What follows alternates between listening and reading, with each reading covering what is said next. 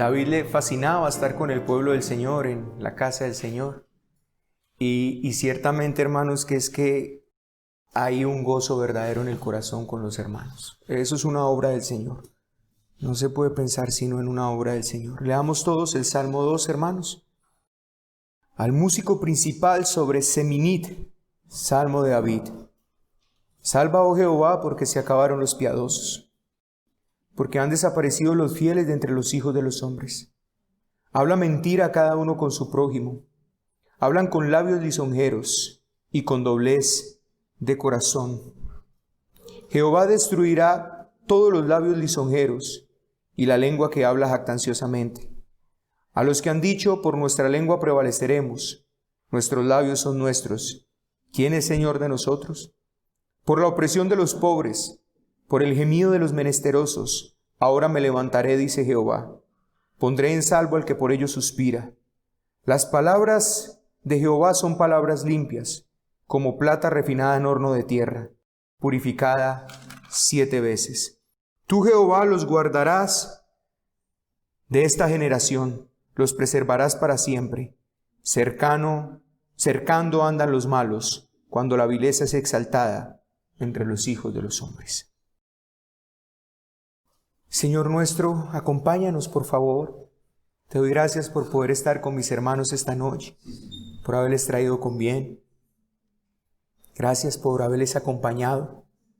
Ahora, Señor, conforme a la determinación que ellos tomaron de escuchar tu palabra, háblales, por favor, y háblame.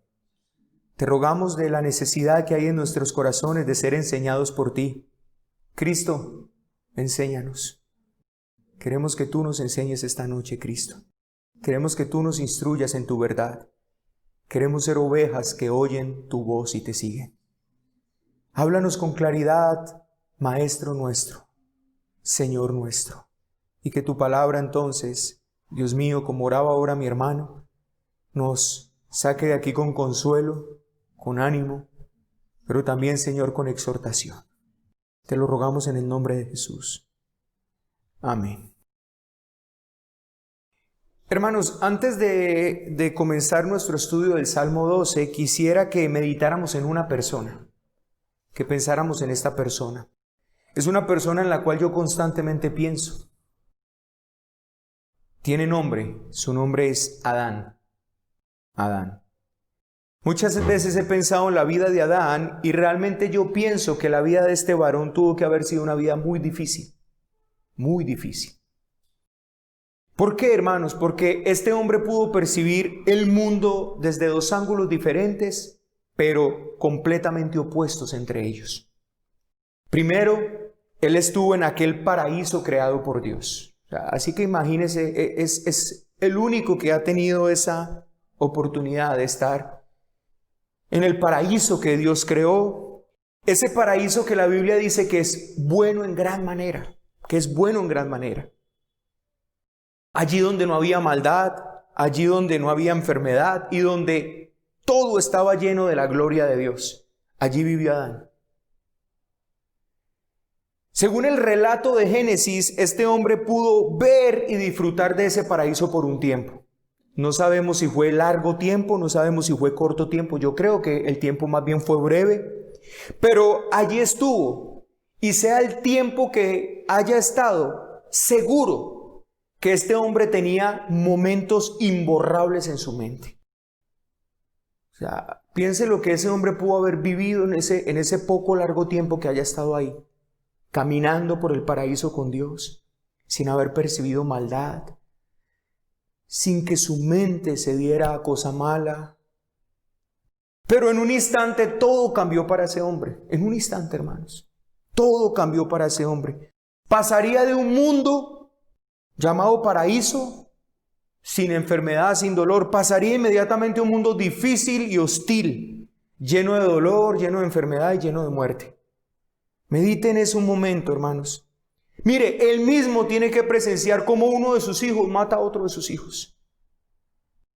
Tan rápido, todo esto sucede rápidamente, o sea, sale de ese gran paraíso y ahora está viendo a un hijo asesinar a su otro hijo. Cuán horrible debió haber sido este espectáculo para este hombre. La Biblia nos dice que Adán, si no estoy mal, no lo leí, pero espero no estar equivocado, que duró 930 años. Creo que eso es lo que la Biblia nos dice que fue la edad de Adán. 930 años. 930 años recordando aquel lugar donde él mismo había estado caminando con Dios y tal vez añorando regresar a Él. ¿Usted se imagina eso? 930 años. 930 años viendo el estrago de su decisión.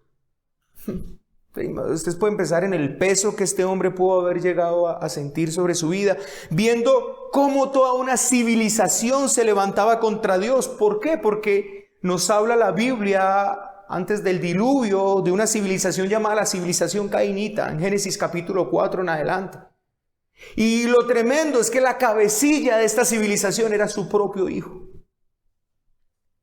El relato de Génesis realmente es muy oscuro respecto a lo que fue ese tiempo, hasta que se nos dice por allá que por la gracia de Dios nació uno cuyo nombre era Set, y que desde ese momento se empezó a invocar el nombre del Señor. Así pues, hermanos, desde allí tendremos siempre dos descendencias. Siempre usted va a ver en la Biblia dos descendencias. De hecho, usted la ve en Génesis capítulo 6 marcada claramente: los hijos de Dios, la descendencia justa y piadosa, y la descendencia injusta y mala, llamada los hijos de los hombres. Pero usted se da cuenta de una cosa también que va a ver en Génesis, que la descendencia piadosa siempre era mucho menor que la descendencia malvada. Usted entra al diluvio, y cuando llega el diluvio, un solo hombre halló gracia delante del Señor. Su nombre Noé. Hermanos, qué difícil tuvo que haber sido para Adán, después de vivir en medio de tanto bien, pasar a vivir en medio de tanto mal. Es que no fue pasar de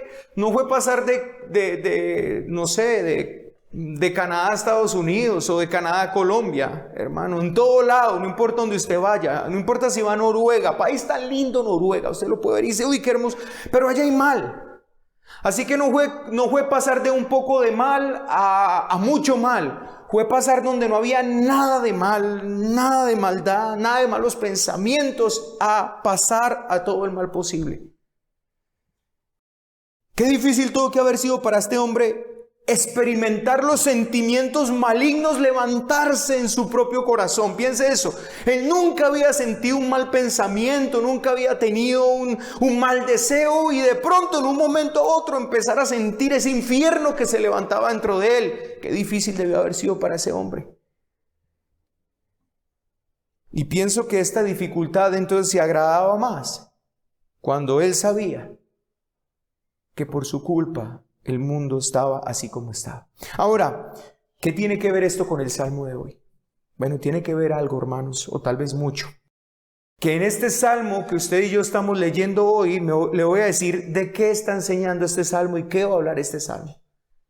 Me he propuesto simplemente no ir solamente verso por verso, sino qué nos habla el Salmo, de manera general, qué nos dice este Salmo, qué podemos aprender de ese Salmo. Y ese Salmo tiene una enseñanza puntual, y es el ruego de un hombre que está viendo precisamente que esa descendencia piadosa de la que acabamos de hablar se extingue. Es el ruego, es el gemir de un hombre que sufre en medio de un mundo donde el mal reina a sus anchas. De eso nos está hablando el Salmo 12. Si usted quiere saber de qué nos habla el Salmo 12, nos habla de un gemir de un hombre. Un hombre que mira a su alrededor y parece que no encuentra esa descendencia piadosa por ningún lado. Por el contrario, parece que la civilización cainita le rodea por todo lugar. Hermanos, qué lástima que la mayoría de los salmos se volvieron terapias psicológicas para solucionar problemas de personas carnales, que lo único que buscan en el cristianismo es un bienestar meramente terrenal.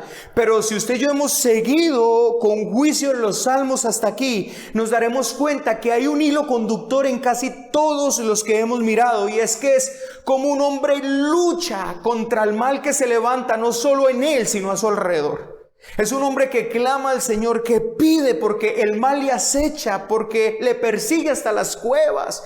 Y él está rogando poder ser liberado de ese mal. El día de hoy, hermanos, tenemos el gemir de un hombre. Tenemos un hombre pidiendo a Dios y luego enseñándonos que en medio de este mundo de maldad, la descendencia piadosa saldrá victoriosa, porque la palabra de Dios es verdadera como plata que refinada 7 veces es en el juego.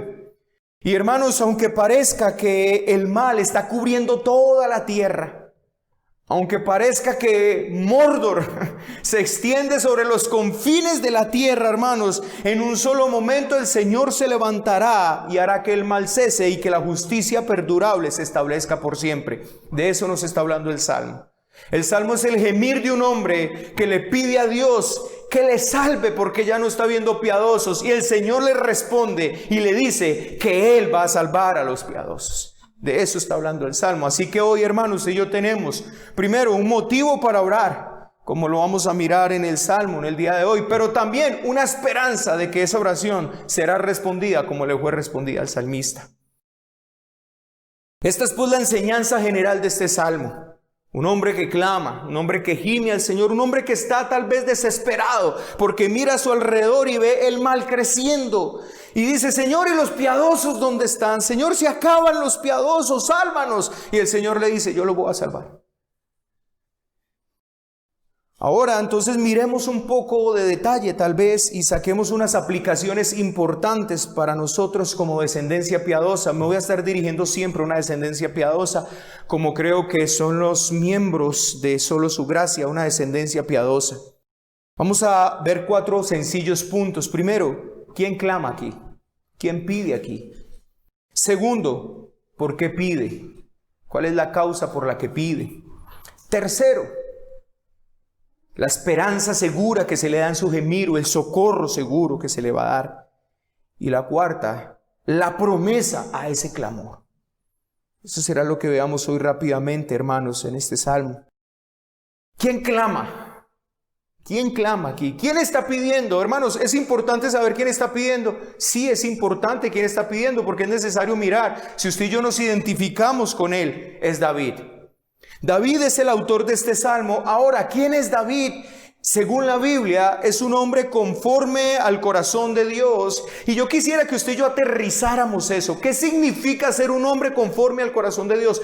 ¿Por qué David pide hoy lo que está pidiendo? Por una razón, hermanos, porque ser un hombre conforme al corazón de Dios es amar lo que Dios ama y aborrecer lo que Dios aborrece. Ni más ni menos. O puede ser mucho más. Claro que sí. Pero, ¿quién es un hombre conforme al corazón de Dios? Es un hombre que ama lo que Dios ama y aborrece lo que Dios aborrece. Es un hombre cuyo compromiso está con la justicia y la rectitud, como el compromiso de Dios es con la justicia y la rectitud. Hermanos, es lo que Dios ama. ¿Sabe qué ama Dios? La justicia. Usted quiere saber qué ama a Dios, usted quiere saber en qué se goza Dios, en la rectitud. Usted quiere saber qué aborrece Dios, la pesa injusta. Usted quiere saber qué aborrece Dios, porque 7 cosas hay que aborrece Dios y usted las ve y dice, el que inculpa al justo y condena, el que inculpa al inocente, ¿cierto? Y deja libre al culpable. Dios aborrece la injusticia, Dios ama la justicia, Dios ama la pesa correcta. Y un hombre conforme al corazón de Dios es un hombre que ama eso que Dios ama. Y por eso, del corazón de este hombre se levanta este clamor. ¿Por qué? Porque ve injusticia a su alrededor. Porque ve maldad a su alrededor. Es un hombre conforme al corazón de Dios. El que está gimiendo aquí es un hombre que se lamenta y que verdaderamente, hermanos, sufre cuando el mal se incrementa. ¿Hay identificación de nosotros con este hombre? Es la pregunta.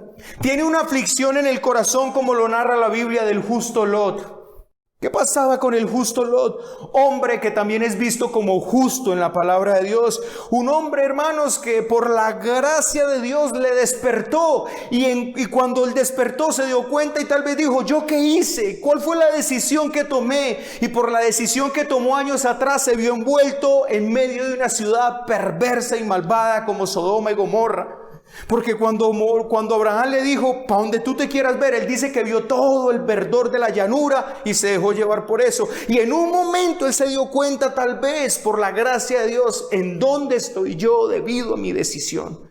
Como tal vez Adán se dio cuenta dónde estaba él a causa de haber comido de ese árbol. ¿Qué hice? Hermanos, son hombres como estos los que claman. Son hombres y mujeres que hacen parte de esa descendencia piadosa, los que levantarán un clamor al Señor.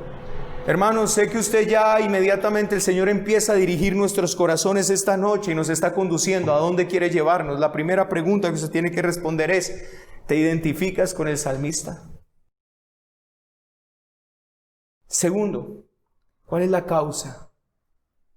¿Por qué pide? ¿Cuál es la causa del socorro? Del auxilio que él pide. Hermanos, el salmista pide porque mira a su alrededor y no logra ver piadosos. Tal vez, hermanos, con dificultad logra ver algo de esa descendencia piadosa. Y por el contrario, tiene que ver cómo aumenta el mal a su alrededor. ¿Qué es lo que ve el salmista? Según lo que nos está diciendo el Salmo 12, mentira, engaño, lisonja, injusticias, sobornos, doblez. Todo esto es lo que el salmista ve que se incrementa alrededor de él. Y si lo traemos a este tiempo, ¿sabe qué es lo que usted y yo estamos viendo en este tiempo? Lo mismo. Y lo peor, muchas veces metido en lo que se llama iglesia cristiana.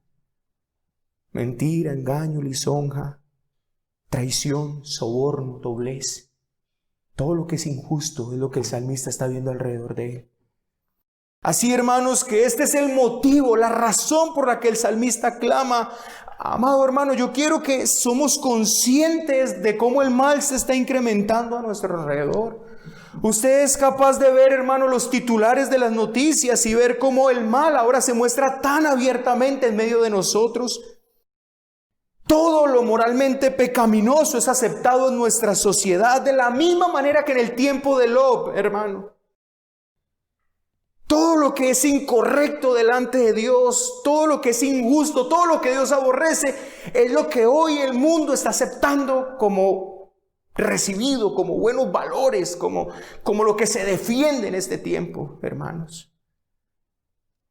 Ya vieron lo que pasó, por ejemplo, con este señor que ya fue incluso hasta denunciado por un mismo senador de la República por haberse negado a haber casado a esta pareja de lesbianas. Ya todo eso se empieza a aceptar, hermanos. Cosas que hace un tiempo atrás causaría que una persona se pusiera roja, hoy se hace tan abiertamente en medio de nosotros.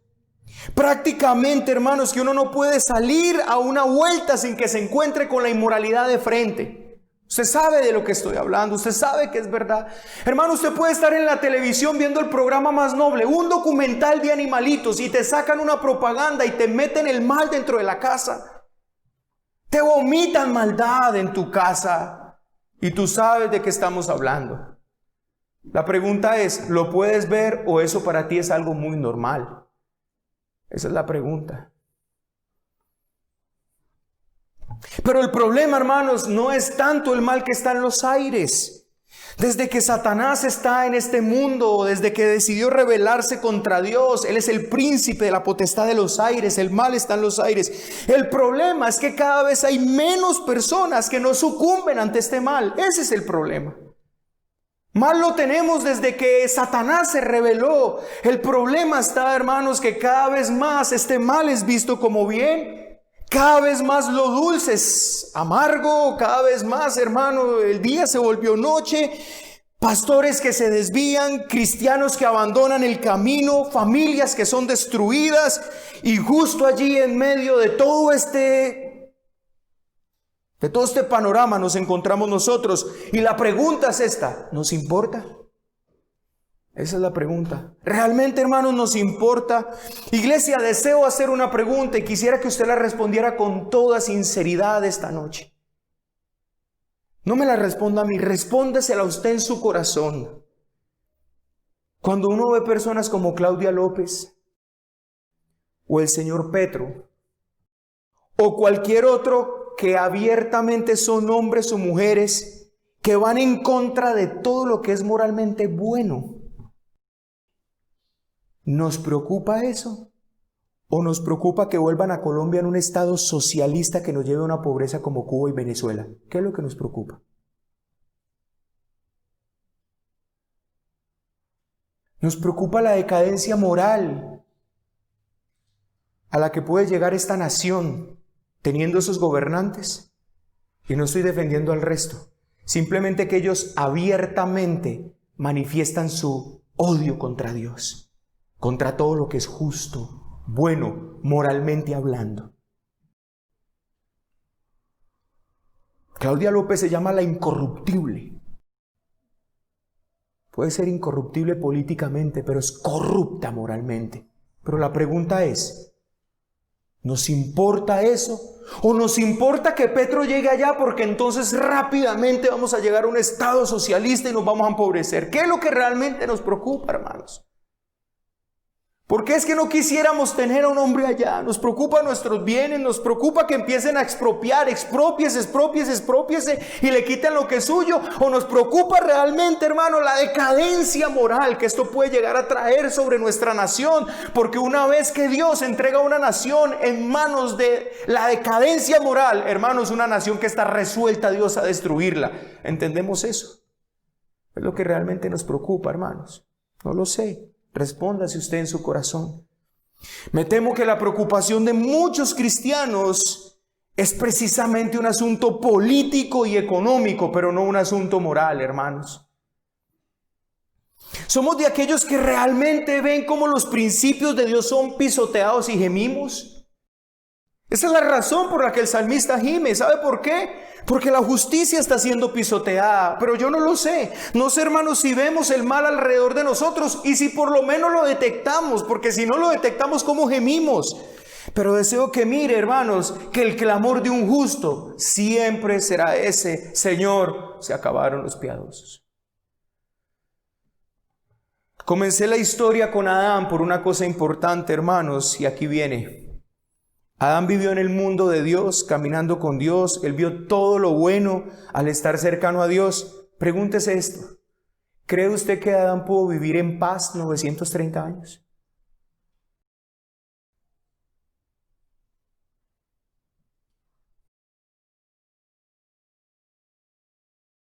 Hermanos, la Biblia nos dice que una de las cosas que Cristo hizo en la cruz del Calvario, ¿sabe qué fue? Poner el paraíso en nuestros corazones. Poner el reino de Dios en nuestros corazones.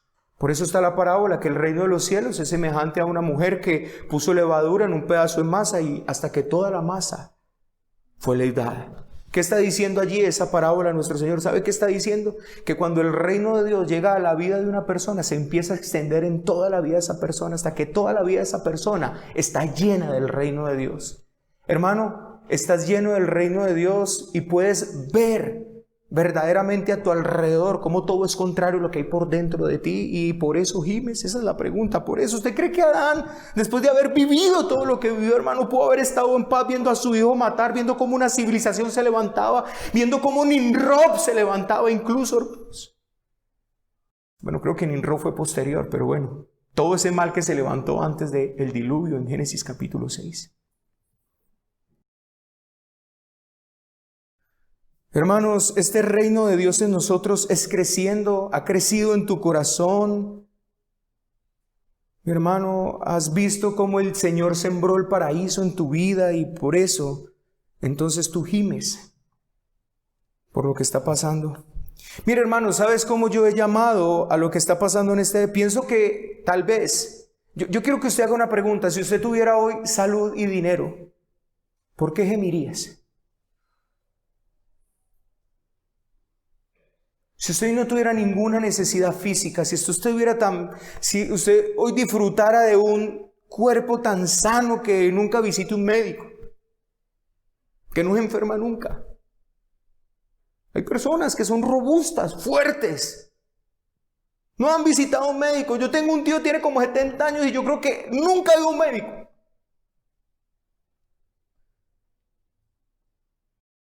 Y si a eso le agrega que usted no tuviera ninguna necesidad, yo te preguntaría algo. ¿Habría una razón para gemir? Déjeme, yo le digo una cosa, hermano. ¿Sabe cómo he llamado yo esto? El síndrome de Israel. ¿Y sabe cuál es el síndrome de Israel? Ellos querían estar bien en la tierra. Mientras ellos tuvieran tranquilidad y comida, ellos estaban tranquilos, nada les preocupaba. El mal de las naciones vecinas nunca le preocupó. Usted recuerda, mientras me paguen, no importa cómo vivan. ¿Sí ves? Mientras me paguen tributo, no importa. A ellos no les preocupaba el mal que había alrededor de ellas, nunca les preocupó, no les importaba el mal que había en Egipto. ¿Sabe cuándo empezaron a quejar? Cuando los trabajos fueron duros, pero ellos nunca se quejaron por el politeísmo de Egipto, nunca se quejaron por la inmoralidad sexual de Egipto. ¿Sabe cuándo clamaron delante del Señor? Clamaron delante del Señor cuando les pusieron un yugo difícil, porque los pusieron a trabajar el doble. Ahí sí dijeron, ay Señor, sácanos. Pero donde Faraón los hubiera tratado bien, estarían sentados en sus ollas de carne y sus puerros, y nunca hubieran salido de Egipto. Ese es el síndrome de Egipto, hermanos. Personas que están tan felices en esta tierra, lo único que les hace gemir y clamar muchas veces es un dolor en su cuerpo o un problema económico. Así es. Creo que usted y yo tenemos que meditar hoy, hermanos, ¿qué realmente nos hace gemir? ¿Qué realmente nos hace orar al Señor? ¿Qué es lo que verdaderamente, hermano, nos hace poner de rodillas delante del Señor? ¿Sabe por qué? Porque allí estará tu corazón. ¿En dónde está tu corazón? ¿Con la justicia? O tal vez, hermanos, si estuviéramos en un país como esos que les nombré ahora, como Suiza o Suecia o Noruega, donde no hay pobreza, donde la salud está así, donde te atienden sin filas, donde te mandan el médico a la casa, donde todo eso, no habría ninguna razón para gemir al Señor. Tercero, ya sabemos quién gime. Los hombres cuyo corazón son como el corazón del Señor, que aman lo que Dios ama y aborrecen lo que Dios aborrece. Sabemos por qué claman. Claman no porque no tienen que comer. Claman no porque tienen una debilidad en su cuerpo. Gimen porque la justicia es pisoteada. Gimen porque el mal aumenta. Gimen porque se están acabando los piadosos. Tercero, pero hay un socorro. Hay un auxilio, hay una respuesta de parte de Dios. Hermanos, David buscó al único que puede hacer que este panorama desalentador desaparezca. Solo Dios puede hacer eso. Qué precioso ese salmo que les mandé en días pasados y quisiera que hoy lo tocáramos aquí, que usted lo lea, por favor. Salmo 65:5. Me pareció tan precioso ese salmo, hermanos, tan hermoso, tan esperanzador para nosotros, tan lleno de gozo, de que podemos clamar y hay quien nos va a responder y tenemos una promesa de parte de Dios hoy en este salmo. Salmo 65:5. Mire, hermanos, como dice el salmista, y me parece, si nota cómo todo esto está hilado, hermanos, si nota el espíritu de los salmos, aquí está claramente: con tremendas cosas nos responderás tú en justicia. Ahí está. O sea, ¿cómo nos va a responder al Señor? ¿Cuál es la respuesta que estamos esperando como hijos de Dios? ¿Por qué estamos orando, hermanos? ¿Sabe cómo nos va a responder el Señor? En justicia. ¿Sabe qué hará el Señor? Levantará justos. ¿Sabe qué hará el Señor? Te transformará, te cambiará, nos responderá en justicia. Mire, oh Dios de nuestra salvación, esperanza de todos los términos de la tierra. Hermanos, ¿sabe cuál es la esperanza de esta tierra? La esperanza de esta tierra se llama Dios. No hay más esperanza para esta tierra, aún para los confines del mar. Mire, hermanos, el mundo es como Israel. Busca un hombre que los gobierne, un hombre que les dé paz. Ustedes recuerdan, ¿cierto? Un hombre que nos dé seguridad y bienestar. Pero ¿sabe cómo? Viviendo en medio de la maldad. ¿Qué fue lo que le dijeron a Samuel? Danos un rey que nos gobierne como las demás naciones. Eso fue lo que le pidieron a Samuel. ¿Qué queremos? Alguien que nos tenga tranquilos, alguien que pelee por nosotros, alguien que nos traiga paz.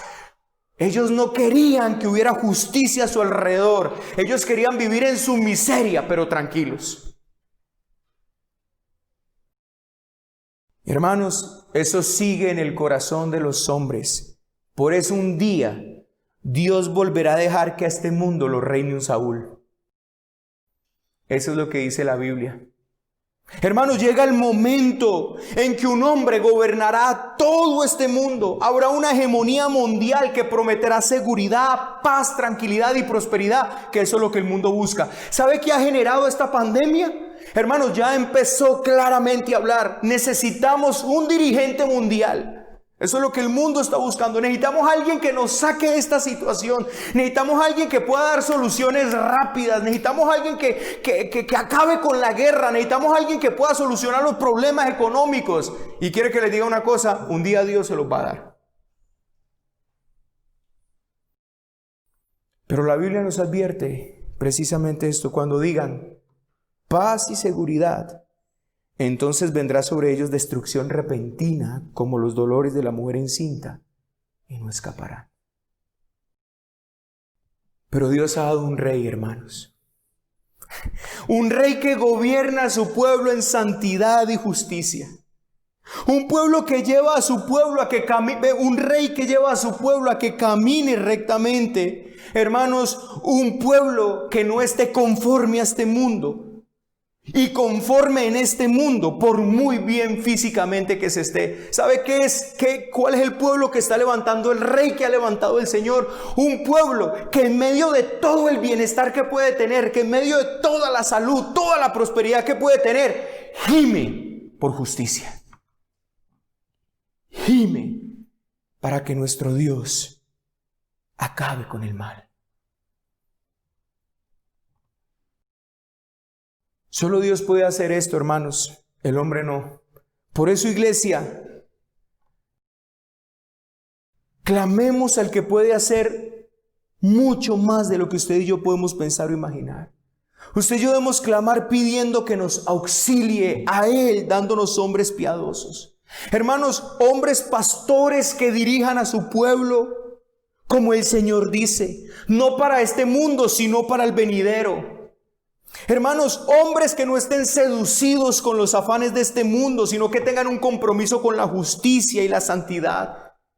Que el Señor nos dé hombres que no dejen tranquilo al pueblo viviendo en sus pecados. Debemos pedir por estos hombres al Señor, que el Señor dé estos hombres a esta tierra. Mejor dicho, pidamos hombres como los que Dios promete en Jeremías. Hermanos, vayamos a Jeremías. Vamos a ver si me acuerdo el capítulo. El pastor Melkin que se sabe Jeremías de memoria. Déjeme, yo reviso si es este.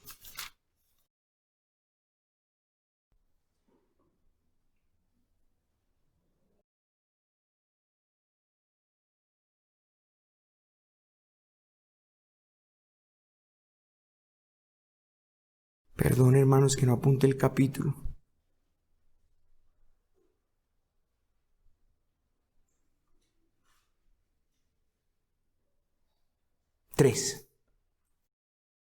Fallé por 20 capítulos. Creí que era 23. Solo por 20 capítulos. Jeremías 3. Mire lo que dice este texto, precioso texto, hermano. Y por esto usted y yo debemos gemir. Os daré pastores. 3:15. Os daré pastores que os apacienten con ciencia y con inteligencia. Y acontecerá que cuando os multipliquéis y crezcáis en la tierra, en esos días dice Jehová. Hermano, qué tremendo este texto. Yo pensé en este texto y yo dije, Señor, ¿cómo puede ser uno tan ciego para no ver esto? No se dirá más arca del pacto de Jehová. Mírelo ahí, hermano. ¿Qué arca del pacto? Ni vendrá el pensamiento, ni se acordarán de ella, ni le echarán de menos, ni se hará otra. Hermano, qué cosa tan clara este pasaje para ese judaísmo perverso que hay por ahí. En aquel tiempo llamarán a Jerusalén trono de Jehová, y todas las naciones vendrán a ella en el nombre de Jehová en Jerusalén, y ni andarán más tras la dureza de su malvado corazón. Hermano, ¿sabe qué promete el Señor? Dar pastores que les apacienten con ciencia y con inteligencia para que el pueblo abandone la dureza de su malvado corazón. No para alimentarles sus deseos carnales, no para alimentarles sus deseos pecaminosos, sino para que ellos abandonen la dureza de su malvado corazón. Hermanos, esto es una profecía de la iglesia. Jerusalén la celestial, la iglesia del Señor, Jerusalén la santa, el pueblo del Señor. ¿Sabe cómo se va a llamar, hermanos? Trono de Jehová. ¿Sabe cómo somos conocidos nosotros? El trono donde Jehová tiene su posición, allí en la iglesia donde Dios entrona. ¿Creen, hermanos, que aquí no está la justicia reinante en medio de nosotros? ¿Cree que no deberíamos clamar cuando la injusticia se levanta en nuestros corazones? Porque nuestra vida, la congregación, nosotros como pueblo debemos ser llamados es trono de Jehová, donde la justicia reina, donde la santidad camina, hermanos. Eso es la iglesia. Por eso, ¿por qué gemimos usted y yo? Qué clara es la Biblia, ¿cierto? Qué clara es la Biblia. Por último, el cuarto. Iglesia, Dios puede concedernos esto y por eso clamamos a Él. Y por eso hay una promesa a estos clamantes. Hay una promesa para ellos. Hay una promesa tan sólida. Hay una promesa tan fuerte. Hay una promesa tan estable como la misma palabra del Señor. ¿Sabe que de ahí sale ese texto que la palabra de Dios es refinada como 7 veces en horno? ¿Sabe qué es lo que está diciendo? Mire, es tan firme esta respuesta de Dios. Como pura es la palabra del Señor, así de firme es esto. Y la pregunta es, ¿cuál es la promesa? Hermano, léela usted mismo. Léela, por favor, en el versículo 5 de ese Salmo 12. Léala usted allí.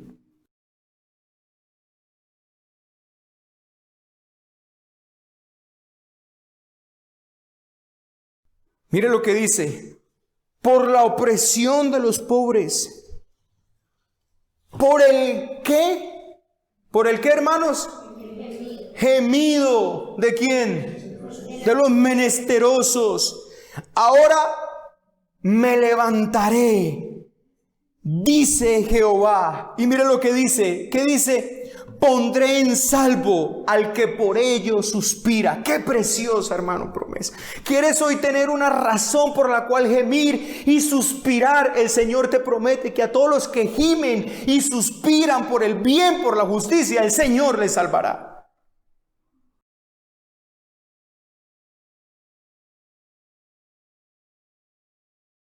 Qué preciosa promesa, hermanos.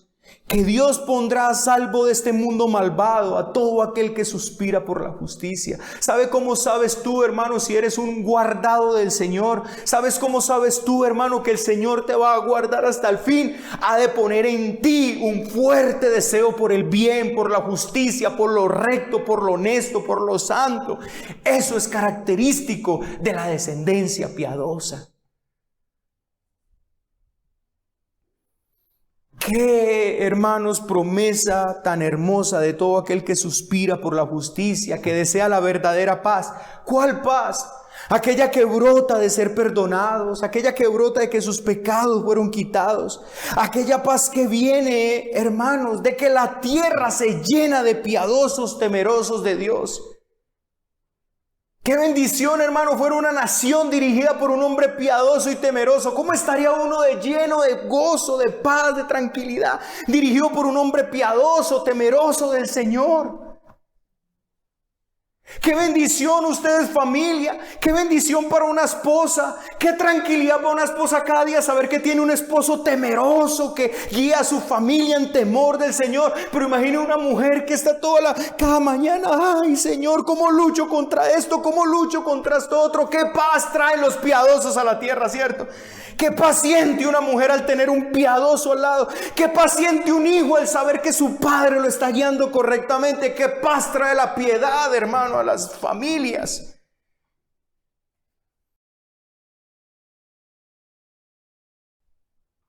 El deseo de ellos es el cielo, donde no hay maldad, donde no hay injusticia, donde se camina con Dios, y allí estarán. Es la promesa, allí estarán. Y el salmista dice, hermanos, que es tan pura, que es tan recta como la misma palabra del Señor. Hermano, un día usted y yo, que hemos pedido por hombres piadosos.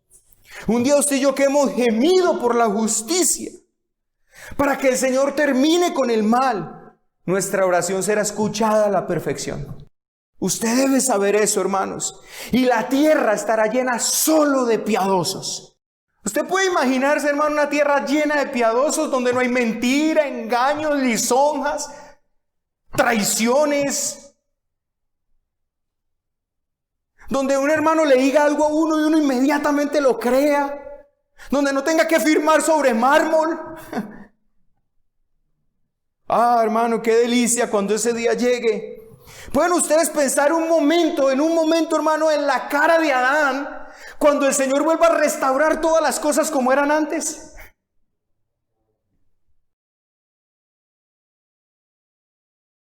Pero bendito nuestro Cristo, que Él vino a hacer una obra para restaurar todo lo que han hecho a perder.